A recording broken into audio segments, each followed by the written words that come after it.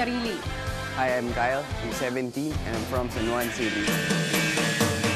Simple lang po ako. Porsigido po sa lahat ng bagay. Nagsiset po talaga ng goals na gusto niya i-achieve. Pagdating naman po sa family, lapit naman po ako sa kanila. Nag-sharean po kami ng mga problema. Lagi po kami nagbabanding. Si Edward yung pinakamakulit. Jolly siya. Jolly person siya. And yet, siya din yung pinaka-thoughtful sa lahat. May time po sa life ko na nagpabaya po ako sa sarili. Kain na lang po ng kain, hindi na ako nag-focus sa studies. Tapos meron akong crush na girl talaga na nag-uusap po kami lagi, nandyan siya.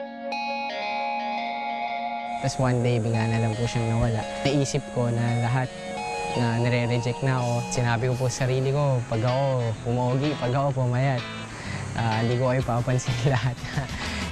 Hanggang sa nag-focus na lang po sa sarili ko, nag-aaral lang mabuti, nag-start na po ako mag-workout. Sa ngayon po, yung mga na-achieve na din ako na ang laki na ng binawas kong weight from before.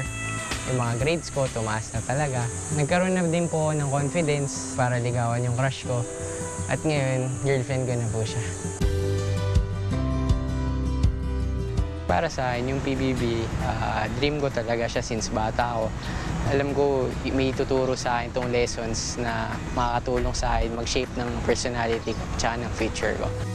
Siya ang Mr. Nice Guy ng San Juan.